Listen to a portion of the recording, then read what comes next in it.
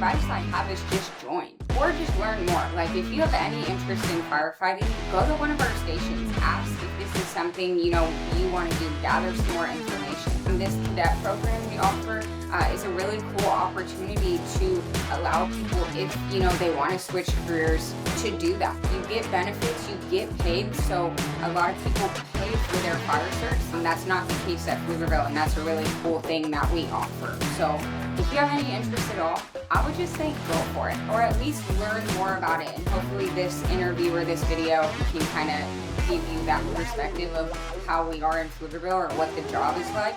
But I would just do it. I would just become a firefighter.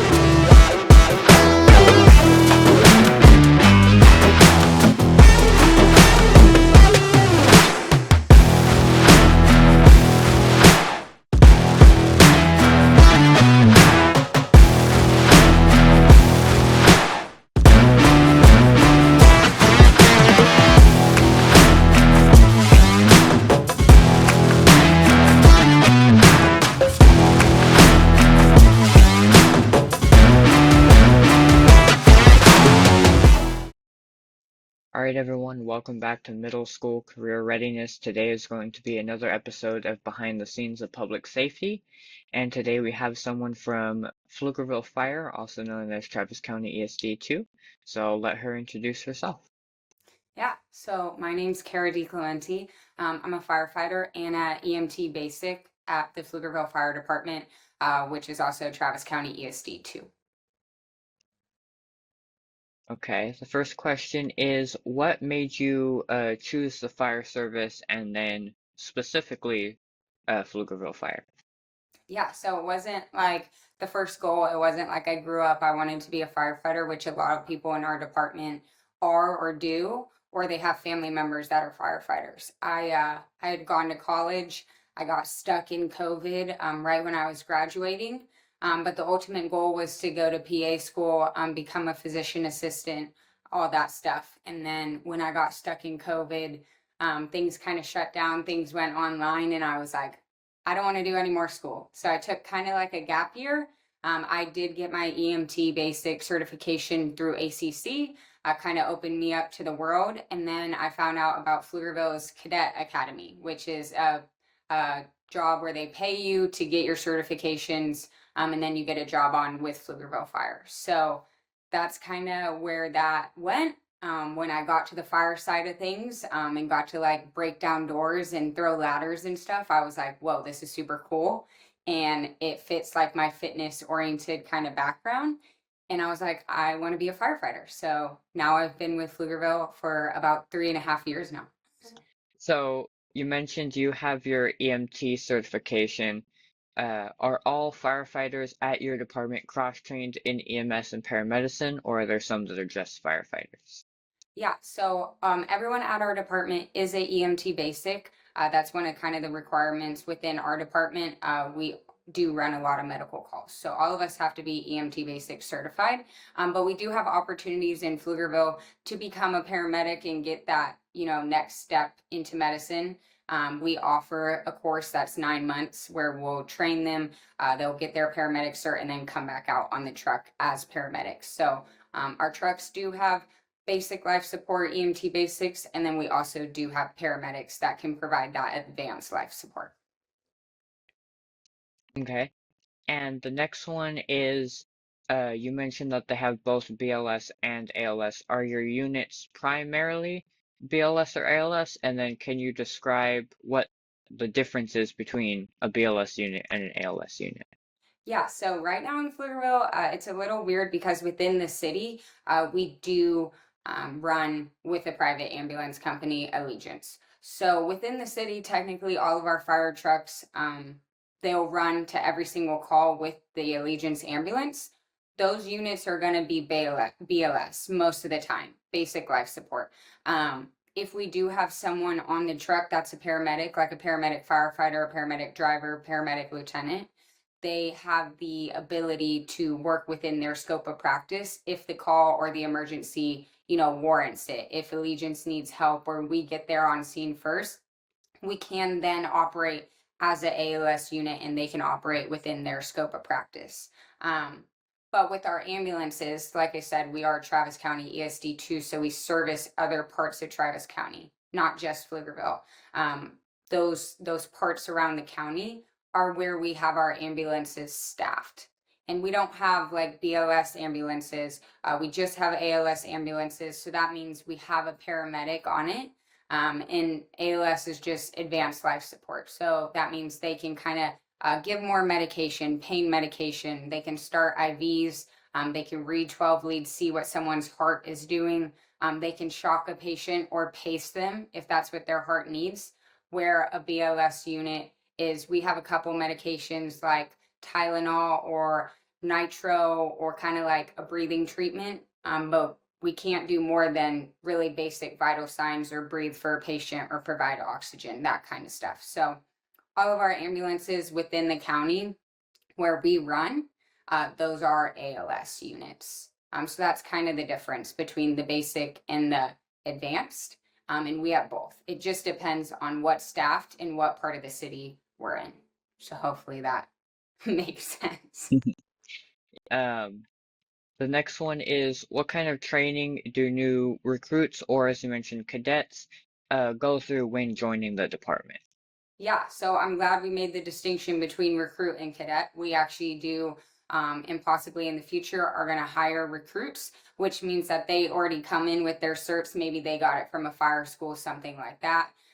And they only go through like a 6-7 week process where they just kind of learn the Pflugerville way, kind of how we do it.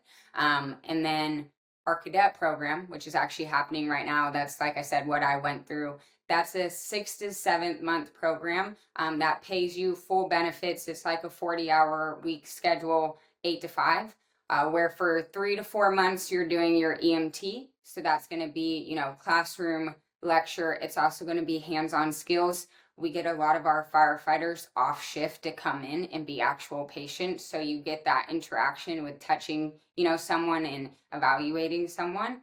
And then once you get that cert, you'll move on to fire, which is 3 to 4 months as well. And again, it's just textbook lecture. You go out to our training field, you'll work on fire skills. They'll do a live fire evolution. So that's kind of how that works. They'll get certified in that, and then they'll become a firefighter on with us. They don't have to go somewhere else. They'll have their certs. They'll know how we do it. They'll be trained by our firefighters in our training division, and they'll be a perfect fit. So.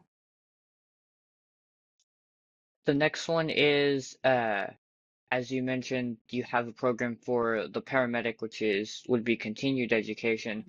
How does your department handle continued education, but also annual recertifications for different certifications that you may have?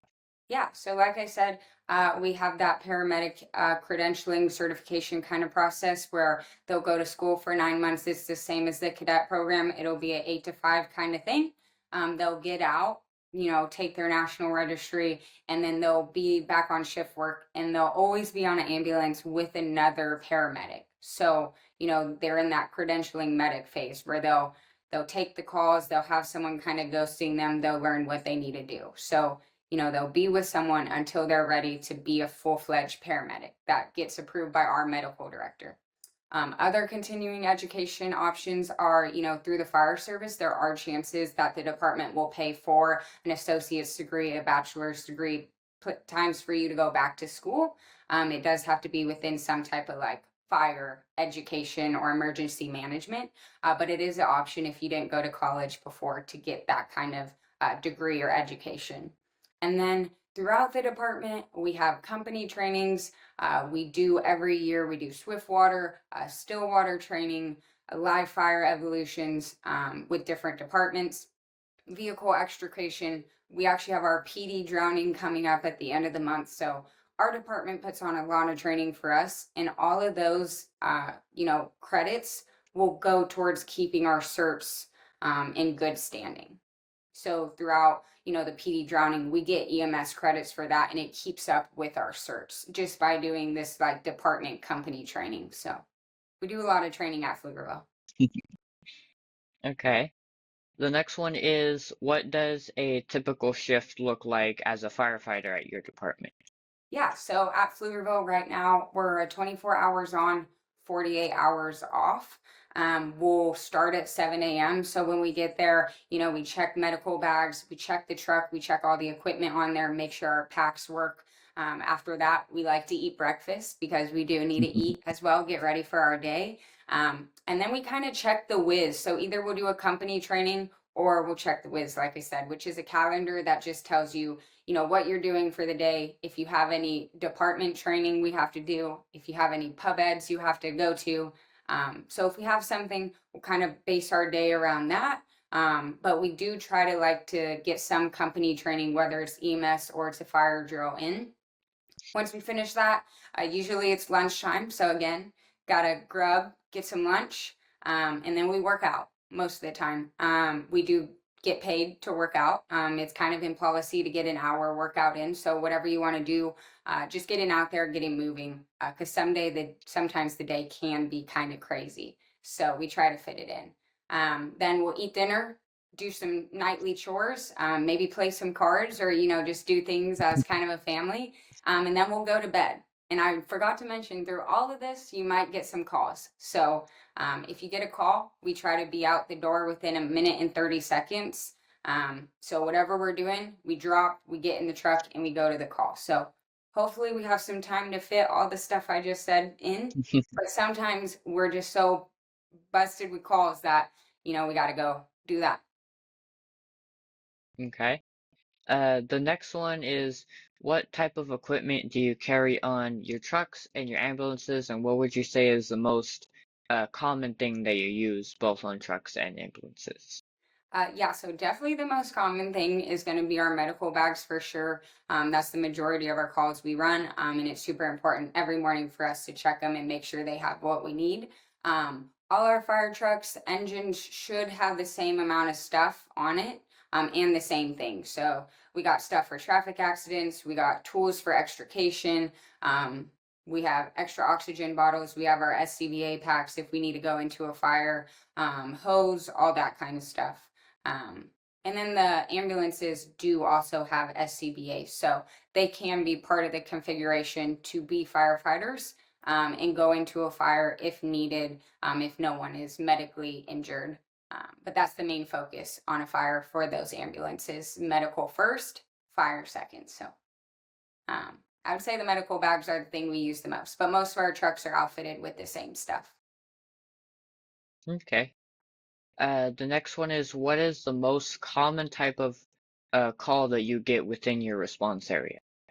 Yeah, so like I said, medical calls are about 70 to 80% of what we go to. Kind of depends on what part of the district you're in. Some parts have more kind of assisted living nursing homes. You're going there a little bit more for medical, but you might go to the other part of the district where, it's more rural, it's more grass, where that might be where you're getting wildland fires, grass fires, maybe some traffic accidents. So on the fire side, we see a lot of traffic accidents, I would say. And then on the medical side, just those medical calls with the ambulances and the fire trucks as well. Okay. All right, everyone, sorry for interrupting the video. Just wanted to say a quick announcement. We are going to be transitioning from Middle School Career Readiness to Texas Youth Career Readiness, given the fact that I will be moving into high school next year, so no longer in middle school. So if you would like to help us transition, if you would like to help us make that transition, make sure to donate at Cash App. The Cash App link will be in the description, or you can purchase something from Refuge Medical using our Refuge Medical affiliate link. That does give you 10% off your order, and that 10% goes straight to us. To help us make more of these videos possible, both online and in person, and also right now is going to be helping us make this transition, getting uniforms switched over to Texas Youth Career Readiness and getting patches sent out to us and to everyone that we have interviewed. So if you would like to support that cause, support us in helping spread the word on public safety careers, make sure to go check that out, and make sure to go check out Pflugerville Fire, Travis County ESD 2. Link will be in the description, and let's get right back to the video. Okay. The next one you mentioned like wildfires and stuff. How does your department prepare for wildfires or other natural disasters that you may have throughout your response area? Yeah, so our department does a really good job, I think, with preparing us for wildfires or natural disasters. We have brush trucks within our department at a couple different stations, and those are located where we see fires the most. So towards 130 or 45, we get median fires a lot. Kind of out there by 973 and Cameron, where it's a lot of grass area. We have, our brush trucks out there. We do a thing where we have a higher fire danger where we will shadow a brush truck. So whatever truck's going out to the car, whatever truck is leaving that day, we'll have someone who is capable to drive the brush truck, and they'll just follow them around, just in case something pops off because that danger is such a risk. That's what we'll do with our brush trucks. Our command staff is super good about keeping up with, weather patterns, what the week's going to look like. So if we do need to call in extra staffing and staff extra brush trucks, specifically just the brush truck, we'll do that. Or extra engines, we'll do that as well. We also just got a dozer, so that's pretty cool. A dozer is going to be a great resource for us, but also great resources for the departments around us if we do run into a bigger wildland fire where we need to cut a line, and that's kind of like the option to stop the spread of fire. And then out on 973, we do actually have a place for Starflight to kind of land and kind of be. So that's another extra resource for us medically. But for those grass fires, we can have aviation in the air to kind of get an idea of what we're looking at. We can ask them for drops of water, drops of chemicals, stuff like that. So it's a good time out there, and we have a lot of resources for grass fires and wildland fires. Okay. The next one is, what would you say are some of the biggest challenges that you face working in your department, your response area, and your service district? Yeah, so I mean, I think for me, personally, on that kind of level, being a female, being smaller framed is a little bit difficult. The job is hard, everything's heavy. I have to keep up with the boys the same amount that I have to keep up with the other females. There's no difference. So definitely that's been, a change. Also, just like I said, the job being hard, there's so much I've learned through here and through starting this job. I didn't ever touch a small engine or a chainsaw or anything before this job. So learning that has been a major, hump I've had to get over, kind of. I think, some challenges we see in the district specifically are we do have a lot of Spanish speaking patients or incidents. I don't speak Spanish, but I do think in Pflugerville we have good diversity that usually will have someone on a unit who can speak Spanish and kind of get us through that call. Or we do have, technology these days to get us through the call. But those are definitely, harder incidents for sure when you can't understand what they're trying to say to you. Mm. And one other thing is definitely working with another, private ambulance company. Our policies, our procedures are kind of different. It's like, when do we have the patient? When do we not? We showed up first. It does get a little tricky in that, and I think that's one thing that's difficult that we face in Pflugerville. So those are kind of the challenges I see, but nothing we can't overcome. So. How important would you say is teamwork in the day-to-day operations of a fire department? Yeah, I mean, I would say it's the whole job.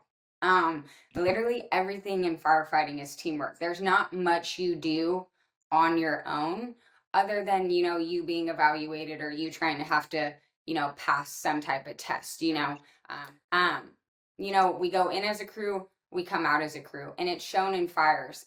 We go in, we have what's called an amber light. It'll flash on our regulator, and if someone's amber light is showing, we'll have to get out. It doesn't matter what we're doing. It doesn't matter if this person's completely full. We'll leave altogether. So that just shows, how important teamwork is, how important if we do have someone maybe that's a little bit weaker, we're going to work as a team and get them up to the level we need. And then also you do kind of try to like learn people's strengths and weaknesses. For example, me, I would be great at fitting in smaller spaces.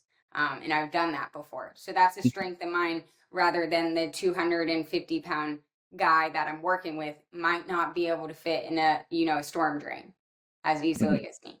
So you kind of learn each other's weaknesses and strengths, and use that into the teamwork factor. But you're never going to be alone in this job. You're always going to at least have a pair with you. So teamwork's very, very important. Okay. What would you say sets Pflugerville Fire, Travis County ESD2 apart from different departments? Yeah, so on a personal level for me, I think Pflugerville is super inclusive, and I really think it's like a second family to me. I mean, I live a part of my life here. I think everyone is super nice. Everyone's kind of looking out for each other. So personally, that's really why I love Pflugerville and why I think Pflugerville is a great option for people. But I think on the work kind of level, I don't know all the like differences between all the departments and what they offer, but I think Pflugerville offers a lot of opportunities, and we have a lot of work groups that us as firefighters, we kind of lead and we take charge of. So for example, we have an active attack work group. That's something I'm part of.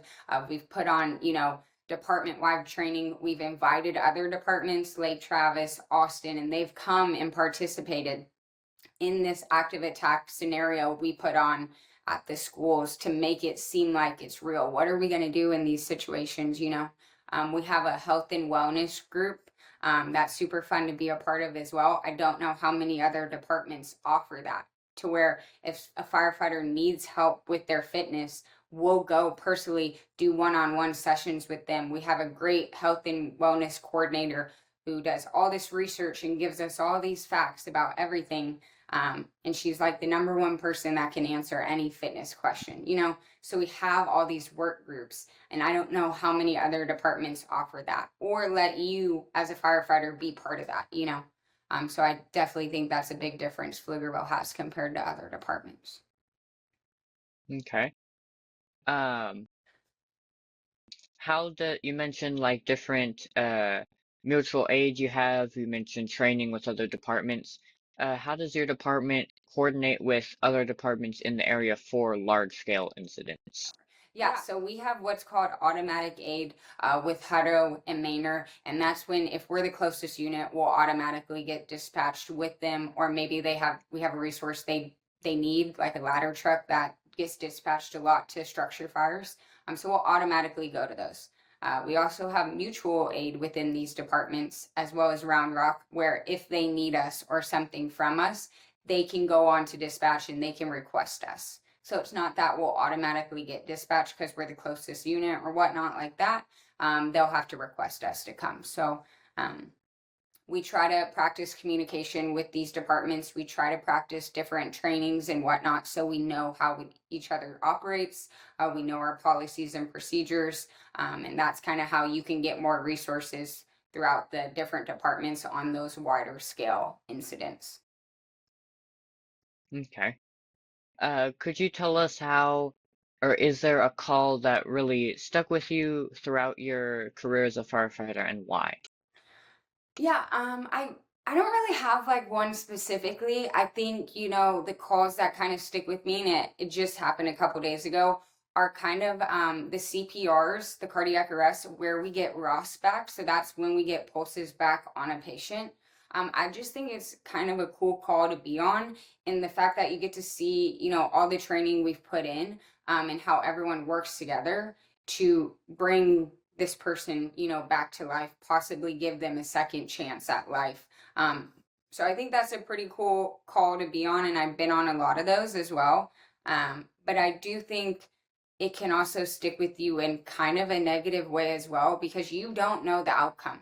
We're just the pre-hospital care, right? So we get this patient back, but it was an unwitnessed arrest. We didn't see them go down. We don't know how long they've been without oxygen. So it's great. We got pulses back, but kind of what are those consequences or maybe those, disabilities they might have when they wake back up? And CPR is not, it's not a pretty process. It's a pretty aggressive process, pumping on someone's chest. So that's the thing too.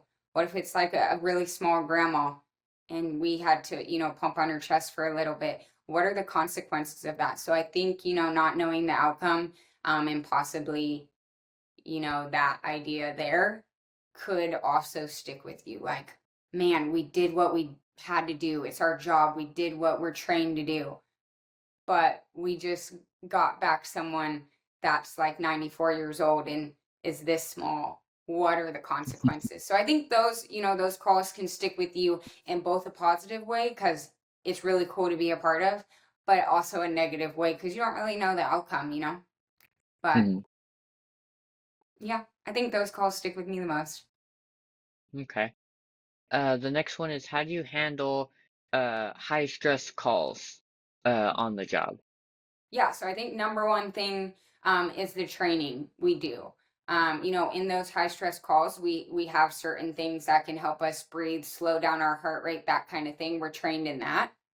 But our heart rate still goes up, especially if it's like our first call ever. So we're gonna revert back to the training of things we've done 100 times, back to the basics, right? So I think if we train a lot, and we train good, that we're gonna kind of revert back to that, and that's how we're gonna handle those high stress situations.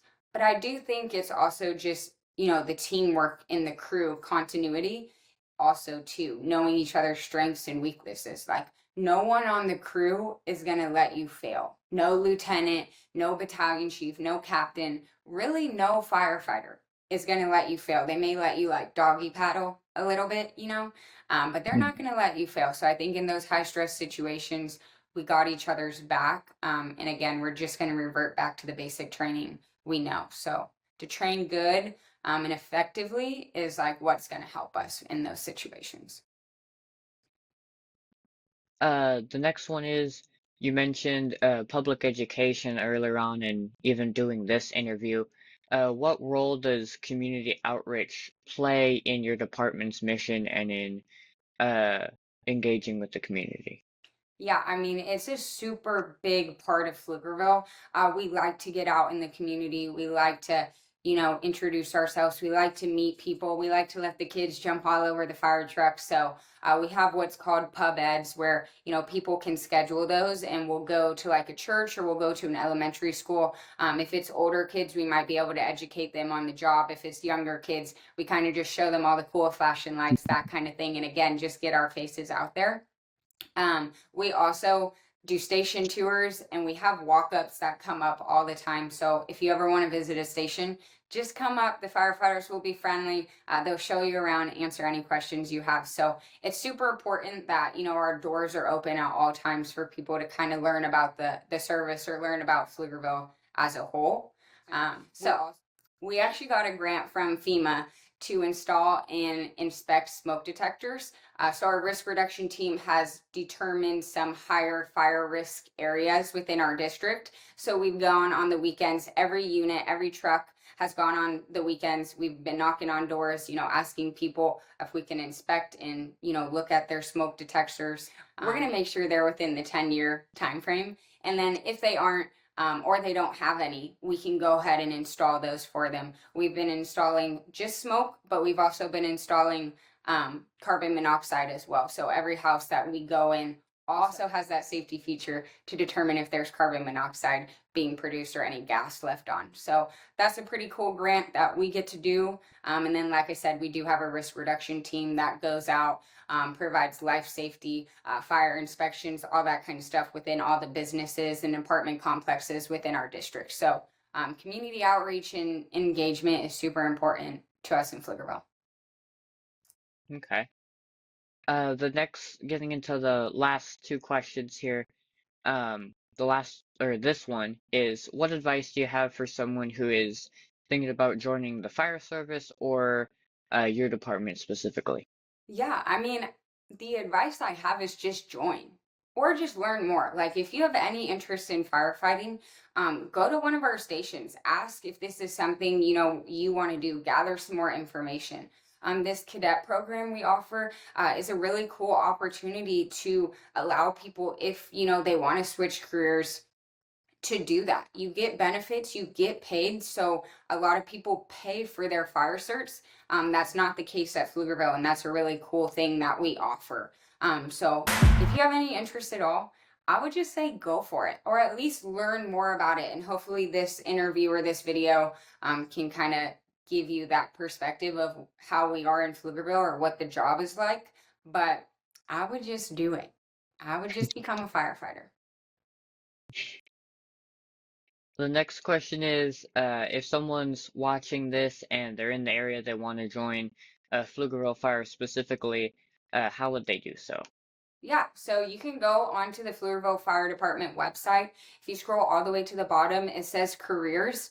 You just click that, and then the application for the cadet program is right there. It kind of tells you, exactly what you need to do, what you need to upload. The only requirements are that you have a GED, you're 18 years of age, and that you have a Texas driver's license that's valid. We don't have any age requirements, so that's another cool thing or an age cap. A cool thing for Pflugerville because a lot of departments will put that cap at 35 years old. So, in my cadet program, I had people in their 40s doing it with me, and they're awesome to work with. So, like I said, this cadet program gives people another opportunity at life if they, thought about firefighting, but now they're like, I want to do it. So we don't have any age max. We just need those three things, and you can go on the Pflugerville website. If you have specific questions, you can email career@pflugervillefire.org, and that'll be specifically someone you could email about the job. You can always talk to HR or just call the fire department too if you can't find that email or something like that. Or just come to a fire station. Like I said, we love walk ups, so we'll always answer any questions you have about Pflugerville. Okay. And then the last one is, do you have any questions for me before we end the video? Yeah, I'm just interested in, how you got this started or what your kind of plan is if you want to join firefighting or that kind of thing. Well, how it started is it started as a school project for, I believe it was my technology class. We had to choose a career we were interested in, then interview someone from that career using some sort of media, and then we had to post it on a social media platform. So I chose firefighting. I got a hold of Austin Fire Department, and then I set up an interview with one of their assistant chiefs and one of their dispatching captains. And that's actually one of the very first videos that is posted on this channel. So I did the interview. I got it posted on here. Um, got a good grade on that project. And then afterwards, I thought it was really cool getting to interview that, getting to show people both in middle school and high school these careers in public safety. And so then I just continued reaching out to the firefighters, to EMS agencies, police department, sheriff's departments. Um, and that's kind of how that started. Um, as far as wanting to be a firefighter goes, I do at some point want to be a firefighter. I have a plan, not quite sure if it's going to work out exactly how I have it planned, but uh, I do want to go to college to get my uh, master's degree in emergency medicine, or majoring in emergency medicine and then minoring in criminal justice. And for the college that I want to go to is UT Austin, so it'd be a 6-year program. Wow. So I wanted to do 3 years with Austin Fire Department and then 3 years with Austin Travis County EMS because, as you mentioned, your cadet program at Pflugerville, Austin Fire will pay for you to get your fire certifications and your EMT Very certification. cool. So I wanted to go through that, and then the latter 3 years goes to Austin Travis County EMS because they have a better program to get your paramedic certification. Um, and then afterwards, depending on how the funding goes, I do want to go into the military and use that resource to pay for college. So I'd either have to go into the military before college or after college. And then after the military and college is over, I've always also had a fascination with law enforcement, detective shows and stuff like that. So I would like to join a law enforcement agency and then work my way up to detective at some point. You got it all figured out, it sounds like. That is crazy. I did not have that figured out when I was your age. I try.